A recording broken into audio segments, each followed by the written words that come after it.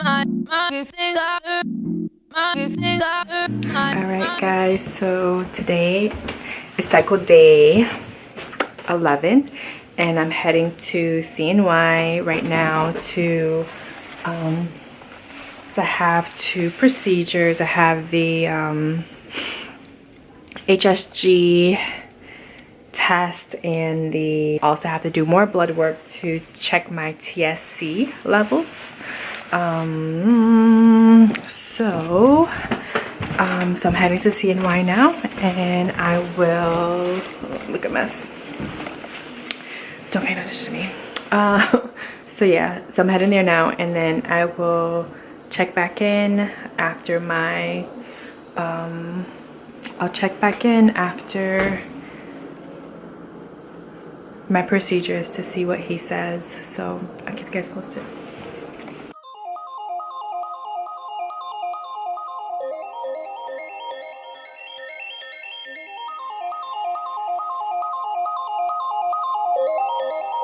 Alright, so I am here.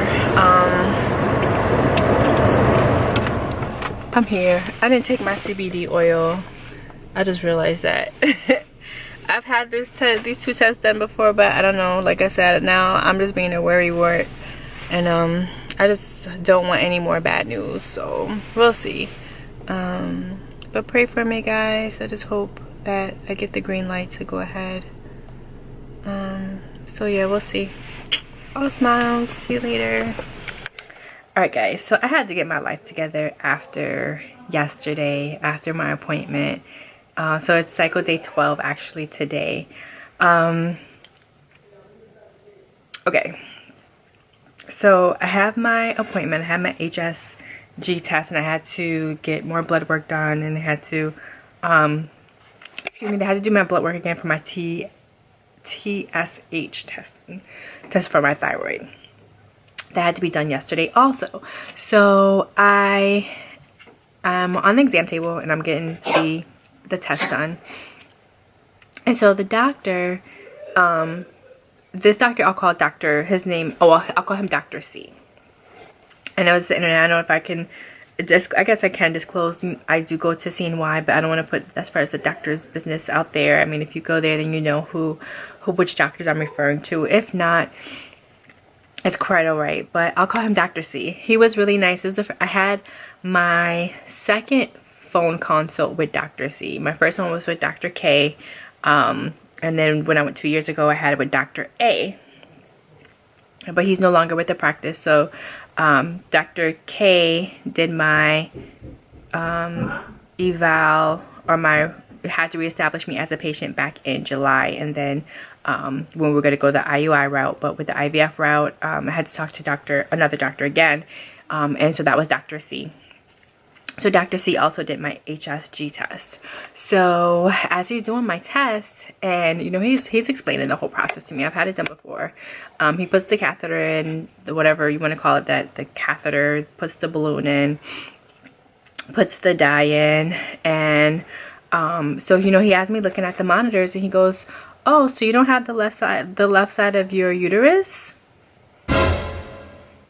I'm like, what? He's like, yeah. He's like, were you born like that? Or like, and I'm like, what do you mean I don't have the left side of my uterus? He's like, yeah, the left side of your uterus is not, it's missing. It's like, it's not there. Did you have surgery? So I was like, well, yeah, I had surgery like back in 2013. I told him that I had a myomectomy done.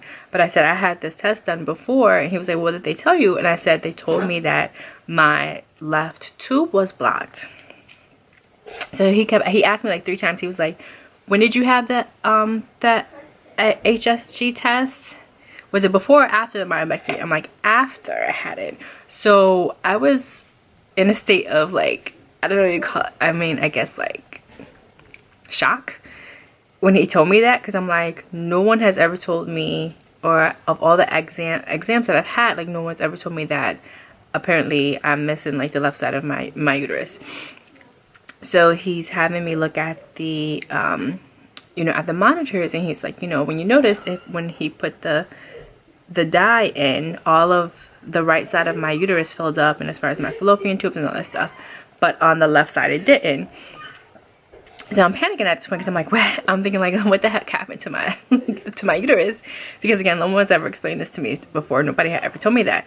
So he was like, well, when did you have your last HSG test? So again, I told him I had it done 2 years ago. And he was like, did you have it done here? I was like, yeah, I had it with Dr. A. So he tells the nurse, he was like, can you pull up her exam, you know, the test from the last time?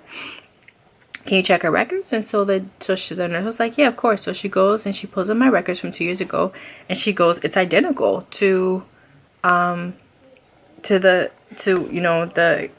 basically the picture that he showed me yesterday, which means that Dr. A didn't explain that to me. He just told me that my left tube was blocked, which is not. So the doctor was saying that he didn't know if I was born like that or if it was from my surgery, but he was saying that the left side of my uterus is not there, so I don't have a full uterus.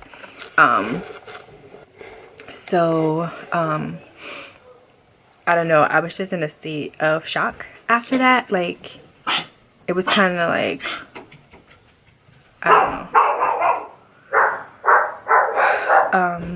I don't know. I was just a little upset the fact that like Dr. A had never told me that before. He just told me that my tube was blocked, and he didn't tell me that the left side of my uterus was missing. So the doctor was saying, you know, he was saying that sometimes it happens. It could have happened during, you know, after my surgery, or that could have been how I healed. He just doesn't really know. So I did have them send my records over from my other doctor in New York when I lived in New York City, because that's where I had the surgery done. And so they didn't report that they did like a partial hysterectomy or anything like that. They reported as far as like the number of fibroids they took out and stuff like that, but it was no mention of like a partial hysterectomy or anything like that. So yeah, but just him asking me like, oh, or just saying, hey, you know, you don't have to, like, what happened to the left side of your uterus? And I'm like, what the fuck is he talking about? Like, I don't know. I was just in utter shock. So, but other than that, he said that I didn't have any fibroids inside of my uterus, which was good.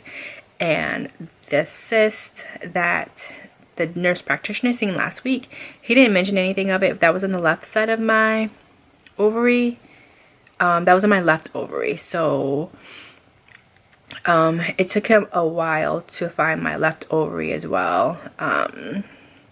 He was digging like he was digging for gold. It took him some time to find it, but he finally found it, and he measured it. So that's how that appointment went yesterday. He asked me if I started the Omnitrope. I told him that I did, and I told him that I had some concerns, and just that I don't know, like with the whole, I don't know, I was just very hesitant of taking it. He said I could still start it even though it's late in my cycle. I could still start it before I start stemming.